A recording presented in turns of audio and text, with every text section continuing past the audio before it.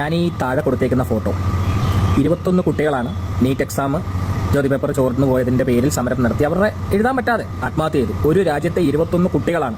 ചെറിയ കാര്യമല്ലത്. ഒരു system ഫെയിലിയറിൻ്റെ peak ലെവലാണത്. ഇത് ചിലപ്പോൾ കേരളത്തിലിരുന്ന് താളം വിടുന്ന സംഖ്യകൾക്കോ ഒന്നും പറഞ്ഞാൽ മനസ്സിലാവത്തില്ല അതിൻ്റെ വില എന്താണെന്ന്. കാരണം തലയിൽ ചാണകമുള്ളവന്മാർക്ക് വിദ്യാഭ്യാസത്തിൻ്റെ വില അറിയില്ല. അതുകൊണ്ടാണല്ലോ പല സ്റ്റേറ്റുകളിലും പ്രധാനപ്പെട്ട ഭരണാധികാരികൾ ക്രിമിനൽസ് ഭരിക്കുന്നത്. നിങ്ങൾ എടുത്തു നോക്കിയോ, ഏത് സ്റ്റേറ്റിലും ഒരു 2 കേസെങ്കിലും മിനിമം കുറഞ്ഞതില്ലാത്ത ഒരു മുഖ്യമന്ത്രി ഇല്ല. റേപ്പ് കേസ് ഉള്ളവരൊക്കെയാണ് രാജ്യം ഭരിക്കുന്നത്. പിന്നെ എങ്ങനെ പിള്ളേരുടെ വിദ്യാഭ്യാസത്തിന്റെ വില അവർക്കറിയാൻ പറ്റും? 21 കുട്ടികളാണ് മരിച്ചത്, 21 പേര്. അതും ഹിന്ദു കുട്ടികൾ. ഇവർ സോ കോൾഡ് ഹിന്ദുക്കളെ രക്ഷിക്കാൻ നടക്കുന്ന ആൾക്കാരല്ലേ. എന്നിട്ട് എന്തുകൊണ്ട് കേരളത്തിലെയോ അല്ലെ ഈ രാജ്യത്തെ BJP RSS അതിനെ എതിർക്കുന്നില്ല? ആ മരിച്ച 21 കുട്ടികളും ഹിന്ദു കുട്ടികളാണ്. എന്തുകൊണ്ട് അവരതിനെ എതിർക്കുന്നില്ല?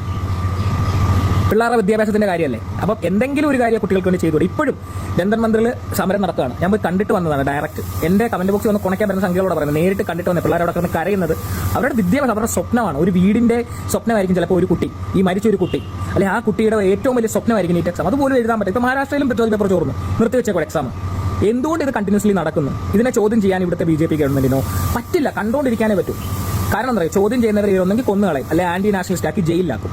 രാജ്യദ്രോഹികളെന്ന് ചോദ്യം ചോദിക്കുന്നത്. നാളെ എനിക്കും അവസ്ഥ വന്നേക്കാം. പക്ഷെ എനിക്കൊരു ആശ്വാസമുണ്ട്. ഞാൻ എൻ്റെ വോയിസ് റേസ് ചെയ്തിട്ടാണ് പോകുന്നത്.